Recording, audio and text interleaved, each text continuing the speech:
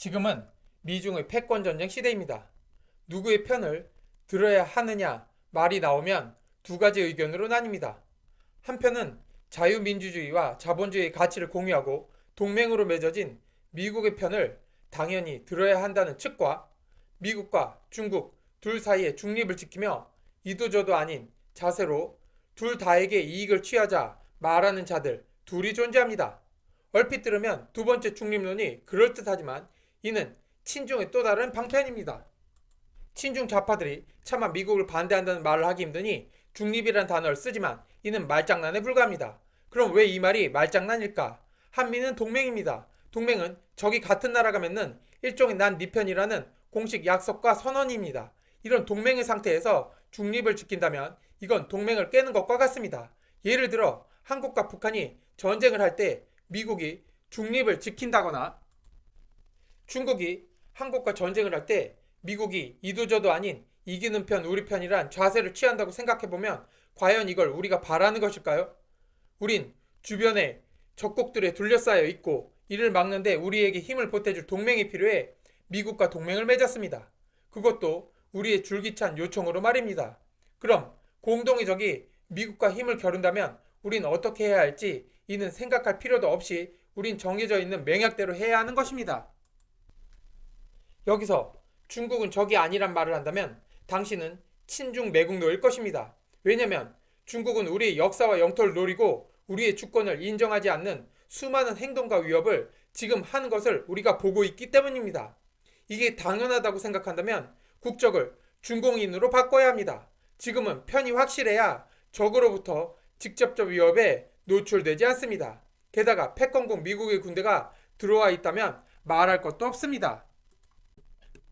그럼에도 불구하고 우리가 마냥 미중 사이의 중립을 지키기 위해 동맹을 배신한다면 한미동맹은 자동으로 깨질 것입니다. 그 다음 일은 중국의 한국 종속화가 진행될 것입니다. 필리핀에 미군이 빠지고 스카보로 섬이 먹히듯 이호도에 중국 깃발이 꽂힐 것이고 이에 국내 친중 좌파들은 나쁜 평화가 전쟁보다 낫다며 굴복을 종용할 것입니다. 우리의 고조선, 고구려, 발해, 심지어 백제의 역사까지 중국사로 기록되고 있는 마당에 우린 중국의 일개 성 취급을 받게 될 것입니다. 중국이 강하게 압박해도 우린 미국 무기를 제공받지 못해 우리의 국방력은 무용지물이 될 것이고 이미 친중화돼 버린 한국을 보호할 필요가 없으니 미국은 한국에서 투자를 빼 한국이 무너지도록 공격할 수도 있습니다. 왜냐고요? 이미 적이 돼버린 나라를 그냥 놔둘 패권국은 없습니다. 중국보단 동맹을 배신한 약한 나라를 무너뜨리는 것이 더 쉬우니 당연한 것입니다.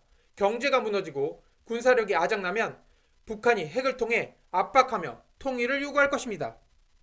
그러면 김일성이 주장하고 김대중도 찬성한 고려연방제로 투표를 하게 되고 북한의 100% 몰표와 주사파도 찍어주는 남한의 40%의 국민은 주사파 진영의 대선 후보와 북한의 김정은의 단일화로 대표가 된 김정은이 좌파 진영의 후보로 나서 압승을 거둔 후 통일을 선언할 것입니다. 소설이라고 생각하시나요? 이건 제 생각이 아니라 북한과 주사파들의 남한이 북조선에 흡수되는 시나리오를 그대로 말한 겁니다. 예전 김일성과 김정일이 말했습니다. 남한을 흡수한 뒤 인구의 반을 숙청하고 반으로 남쪽을 운영하라. 그리고 북한을 추종하는 특정 지역의 인민에 대해서도 한마디 한 기록이 있습니다. 그쪽 지역 인민들이 지금은 우리에게 호의적이지만 나중에 문제를 일으킬 수 있으니 그쪽도 인민을 반을 숙청하고 나머지 반은 강제 이주시켜라. 베트공의 통일 후 자신들을 지지했던 베트남의 국민들을 제일 먼저 숙청한 이유는 자신들의 조국도 배신한 자들이니 우리를 배신하는 것도 얼마든 할 수 있다는 이유에서였습니다. 자신과 자신의 아이들이 요독수용소와 아우지 탄강에서 대대로 살고 싶다면 친중을 하고 종북을 하는 주사파를 지지하면 그런 세상에서 머지않아 살게 될 것입니다. 하지만 지금의 번영을 계속해서 대대손손 누리고 싶다면 우린 자유민주주의와 대한민국의 편에 서서 그걸 지지하는 세력의 손을 잡아야 합니다. 세력의 대척점에 위치한 나라 중 중립을 지킬 수 있는 나라는 그 나라가 강대국이어서 어느 편을 들 경우 힘의 균형추가 바뀔 경우나 가능합니다. 우리는 아직 갈 길이 멉니다. 통일을 위해, 통일 후 중국을 막기 위해 우린 강한 패권국의 힘이 필요합니다.